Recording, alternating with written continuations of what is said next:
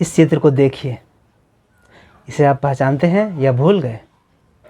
4 मई और 1 फरवरी, मतलब 4 मई इनका जन्मदिन है और 1 फरवरी इनका निर्वाण दिवस है। आपको बिल्कुल इनके बारे में मालूम होना चाहिए। जी हाँ, ये हैं रघुनाथ मुर्मू। इन्होंने क्या कहा था?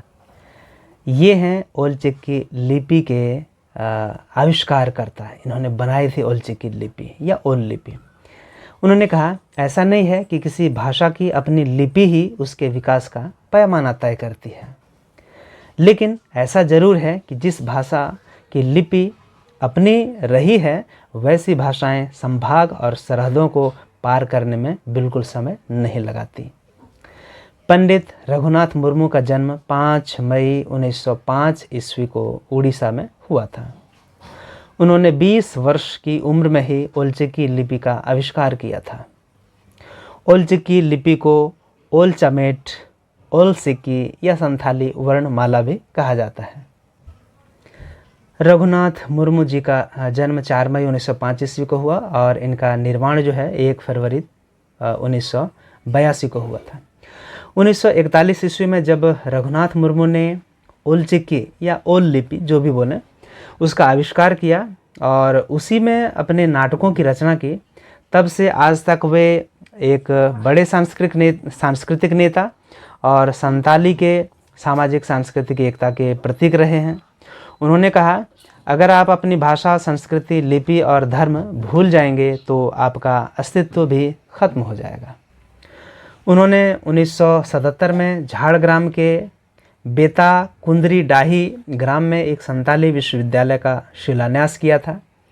मयूरभंज आदिवासी महासभा ने उन्हें गुरु गोमके, जिसका मतलब होता है महान शिक्षक, उसकी उपाधि प्रदान की।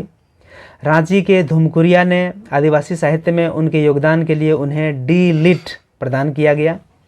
जूलियस तिग्गा ने उन्हें महान आविष्कारक और नाटककार कहा और जयपाल सिंह मुंडा जी ने उन्हें नृवैज्ञानिक और पंडित कहा।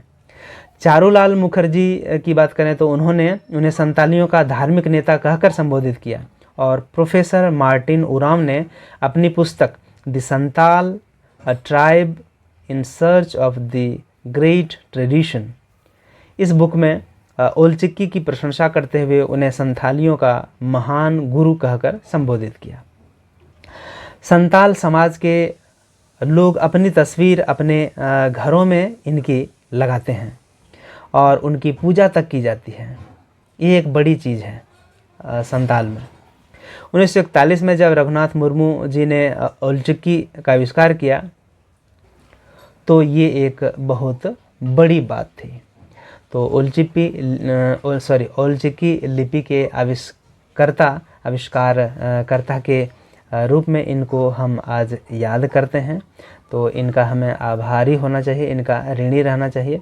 सिर्फ संताल समुदाय ही नहीं बल्कि पूरा झारखंड और पूरा भारतवर्ष जो है इनका ऋणी रहेगा, क्योंकि एक लिपि को इन्होंने आविष्कार किया और संतालियों के लिए खास करके एक बहुत बड़ा काम किया है, एक महत्वाकांक्षी काम किया है।